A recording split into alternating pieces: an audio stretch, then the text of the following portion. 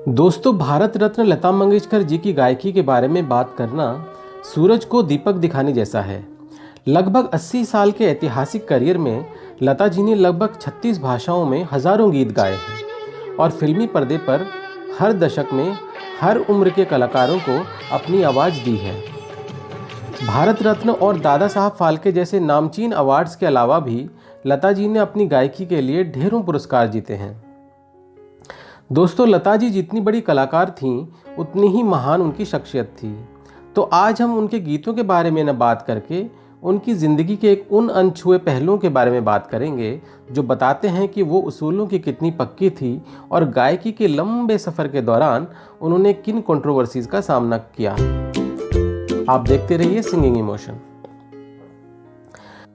दोस्तों, लता जी फिल्मों में गीत के बोलों को लेकर बहुत कंसर्न रहती थी और वो ऐसे गीत जिनके बोल हल्के हों या जो चालू किस्म के गीत हों, ऐसे गीतों को गाने से वो साफ इनकार कर देती थी।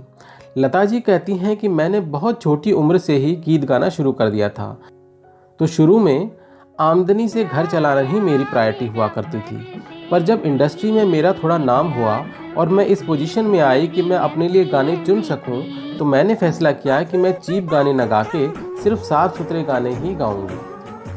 शुरू में मुझे ऐसे काफ़ी गाने ऑफ़र होते थे और मैं मना कर देती थी, पर धीरे धीरे इंडस्ट्री में सबको पता चल गया कि लता इस टाइप के गाने नहीं गाती, इसलिए फिर मेरे पास ऐसे गीतों के ऑफ़र आना खुद ही बंद हो गए।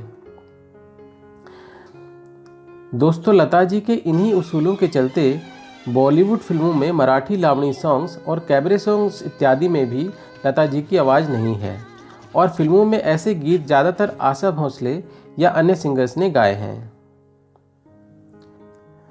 दोस्तों, लता मंगेशकर और मोहम्मद रफ़ी दोनों क्लासिकली ट्रेंड बेमिसाल सिंगर्स थे और इन दोनों की जोड़ी ने इंडस्ट्री को कई सुपरहिट गाने दिए हैं। लेकिन इनके सिंगिंग करियर में एक ऐसा भी समय आया था जब दोनों के बीच मतभेद हो गया था। लता जी और मोहम्मद रफ़ी साहब के बीच रिश्ते इस कदर बिगड़ गए थे कि दोनों ने एक दूसरे के साथ गाना भी बंद कर दिया था। इतना ही नहीं, दोनों के बीच ये कोल्ड वार करीब 4 साल तक जारी रही। चलिए जानते हैं लता जी और रफ़ी साहब का एक किस्सा और पता लगाते हैं कि ऐसा क्या हुआ जिसने कि बॉलीवुड की इस मशहूर जोड़ी के बीच संबंध इस हद तक खराब कर दिए। दोस्तों, बात 1960 की है, जब लता जी ने इंडस्ट्री के सभी गायकों की आवाज़ उठाते हुए उनके लिए पेमेंट के अलावा रॉयल्टी की भी मांग की थी। इस मुद्दे पर सभी गायकों ने मीटिंग रखी। लता मंगेशकर जी का ये विचार था कि सिंगर्स को रॉयल्टी मिलनी चाहिए, तो वहीं मोहम्मद रफ़ी साहब ने जोर देकर कहा कि एक बार गीत के रिकॉर्ड हो जाने के बाद सिंगर का उस पर कोई अधिकार नहीं। बहुत से ऐसे लोग थे जो यह मानते थे कि कलाकार के अधिकारों के लिहाज से लता जी अपनी जगह सही थी, तो कईयों ने रफ़ी साहब का साथ दिया था। ऐसे में रफ़ी साहब ने मीटिंग में कहा कि अगर लता रॉयल्टी की मांग करती है तो वो लता के साथ गाना ही नहीं गाएंगे। ये सुनकर लता जी ने जवाब दिया कि आप क्या मेरे साथ गाना नहीं गाएंगे, मैं खुद ही आपके साथ कभी नहीं गाऊंगी। बस फिर क्या था, इस तकरार के बाद करीब 4 साल तक यानी कि 1963 से 1967 तक लता मंगेशकर और रफ़ी साहब ने ना ही साथ में कोई गाना गाया और ना ही स्टेज शेयर किया। दोस्तों, एक इंटरव्यू में जब लता जी से उनकी शादी के बारे में पूछा गया तो उन्होंने शादी न करने का एक दिलचस्प कारण बताया। लता जी कहती हैं कि मेरे पिताजी के गुजर जाने के बाद 14 साल की उम्र में घर चलाने की जिम्मेदारी मेरे ऊपर आ गई और मैं काम में इतना बिजी रहने लगी कि शादी की तरफ कभी मेरा ध्यान ही नहीं गया।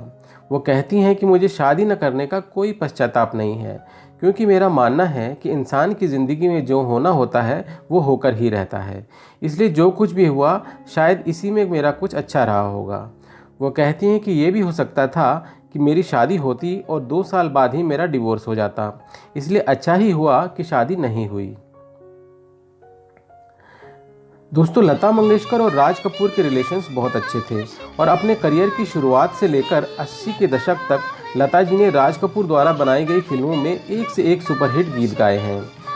राज कपूर साहब लता जी की गायकी के मुरीद थे, लेकिन अच्छी ट्यूनिंग के बावजूद भी कई बार राज कपूर से लता जी का मनमुटाव भी रहा। पर राज कपूर भी शोमैन थे और किसी न किसी तरकीब से अक्सर लता जी को मना ही लिया करते थे। इनफैक्ट राज कपूर लता जी की आवाज़ को अपनी फिल्मों के लिए लकी भी मानते थे। रिपोर्ट्स के मुताबिक 1971 में आई संगम फिल्म के गीत मुझे बुढ़ा मिल गया से लता जी खुश नहीं थी और इस गीत को वो नहीं गाना चाहती थी। पर राज कपूर जी ने कहा कि ये एक फ़नी सॉन्ग है और इसी तरह से पिक्चराइज होगा, और फिर किसी तरह से उन्होंने लता जी को गाने के लिए कन्विंस कर लिया। इसी तरह के मनमुटाव के चलते राज कपूर ने 1970 में आई फिल्म मेरा नाम जोकर के सारे गीत लता मंगेशकर से नहीं आशा भोसले से गवाए, पर अनफॉर्चुनेटली फिल्म बुरी तरह से फ्लॉप हो गई। पर इसके बाद 1973 में आई फिल्म बॉबी में राज कपूर ने अपनी भूल को सुधारा और सारे गीत लता मंगेशकर से गवाए और फिल्म सुपरहिट रही।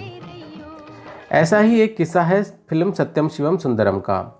रिपोर्ट्स के मुताबिक जब फिल्म सत्यम शिवम सुंदरम का म्यूज़िक तैयार हो रहा था तब राज कपूर ने लता जी से कहा कि वे चाहते हैं कि लता के भाई हृदयनाथ मंगेशकर इस फिल्म में संगीत दें। पर उस ज़माने में हृदयनाथ मंगेशकर फिल्मों में संगीत देना पसंद नहीं करते थे, पर लता जी के कहने पर वो राज़ी हो गए। पर कुछ दिन बाद जब लता जी अमेरिका के टूर पर थी तो उन्हें पता चला कि राज कपूर जी ने हृदयनाथ मंगेशकर को रिप्लेस करके म्यूज़िक डायरेक्टर्स लक्ष्मीकांत और प्यारेलाल को ले लिया है। ये बात सुनकर लता जी को बहुत गुस्सा आया, क्योंकि उन्होंने राज कपूर जी के कहने पर ही अपने ब्रदर को फिल्म के म्यूज़िक के लिए तैयार किया था, पर अब राज जी ने बिना किसी को कुछ बताए उन्हें रिप्लेस कर दिया था। लता जी इस बात से इतनी नाराज़ हुई कि उन्होंने सत्यम शिवम सुंदरम के गीत गाने से ही इनकार कर दिया था। पर फिल्म के गीतकार पंडित नरेंद्र शर्मा, जिन्हें लता जी अपने पिता की तरह मानती थी, उनके कहने पर लता जी फिल्म में गीत गाने के लिए राज़ी हो गई। लेकिन उन्होंने फिल्म के संगीतकार लक्ष्मीकांत प्यारेलाल के सामने शर्त रखी कि वो सिर्फ गीत रिकॉर्ड करेंगी और इस दौरान किसी से बात नहीं करेंगी। इस तरह सत्यम शिवम सुंदरम फिल्म के सारे गीत लता जी ने गुस्से में रिकॉर्ड किए थे, लेकिन फिर भी इस फिल्म के सारे गाने ज़बरदस्त हिट हुए और all time great classic songs की कैटेगरी में रखे जाते हैं।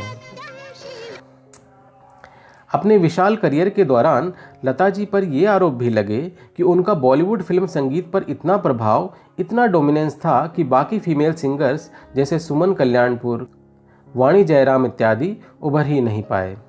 इस आरोप पर लता जी एक इंटरव्यू में कहती हैं कि उस दौर में मेरे और आशा के पास इतना काम था कि हम अक्सर गाने छोड़ दिया करते थे। हमने कभी किसी सिंगर को ब्लॉक करने की कोशिश नहीं की। वो कहती हैं कि इस तरह की बातें तब से शुरू हुई जब एक म्यूज़िक डायरेक्टर किसी फीमेल सिंगर से गाना नहीं गवाना चाहते थे, और जब उन्हें कोई बहाना नहीं सूझा तो उन्होंने कह दिया कि अगर हम आपसे गाना गवाएंगे तो लता नाराज़ हो जाएंगी, और तभी से इंडस्ट्री में ये बात फैल गई कि मुझे बाकी फीमेल सिंगर से प्रॉब्लम है। दोस्तों, मीडिया में कई बार ये अफवाह भी उड़ी कि लता जी की अपनी बहन आशा भोसले के साथ एक राइवलरी है और उन्होंने आशा जी को आगे नहीं बढ़ने दिया। इस आरोप पर लता जी ने एक इंटरव्यू में कहा था कि अगर मैंने आशा को आगे नहीं बढ़ने दिया तो आज उसका इतना नाम कैसे हुआ। लता जी कहती हैं कि मैं परिवार में सबसे बड़ी थी और 14 साल की उम्र से मैंने परिवार चलाया है। आशा और बाकी बहनें उनके सामने ही बड़े हुए हैं, इसलिए उनसे कोई द्वेष या मुकाबले की बात वो सोच भी नहीं सकती।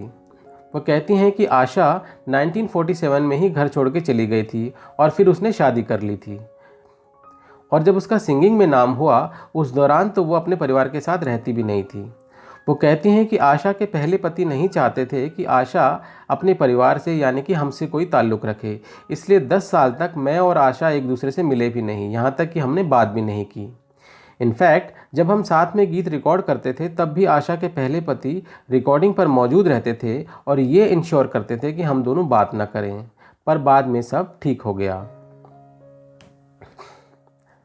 दोस्तों, लता जी कहती हैं कि अगर वाकई में पुनर्जन्म है तो मैं भगवान से ये मांगूंगी कि मुझे वो पुनर्जन्म ना दे, और भगवान को अगर मुझे दूसरा जन्म देना ही है तो मुझे लता मंगेशकर के रूप में नहीं, महाराष्ट्र में ही किसी छोटे से घर में एक नॉर्मल इंसान और हो सके तो लड़के के रूप में जन्म दे। इसका रीज़न पूछने पर लता जी कहती हैं कि लता मंगेशकर बनने में बहुत सारी मुश्किलें हैं और बहुत सारी परेशानियां हैं। दोस्तों, लता जी कहती हैं कि लता मंगेशकर के रूप में उन्हें अपने जीवन से कोई शिकायत या कोई अफसोस नहीं है, लेकिन वो कहती हैं कि लता मंगेशकर बनने के लिए आपको बहुत कुछ सुनना और बहुत कुछ सहना पड़ता है, बहुत परेशानियां उठानी पड़ती हैं। इसलिए मुझे अगले जन्म में एक कॉम्प्लिकेटेड लाइफ नहीं, एक छोटे से घर में एक सिंपल लाइफ चाहिए। दोस्तों, लता दीदी के देश विदेश में करोड़ों फैंस हैं और शास्त्रीय गायकों से लेकर भारत सहित दुनिया की कई दिग्गज हस्तियों ने लता जी की गायकी को बेमिसाल बताया है।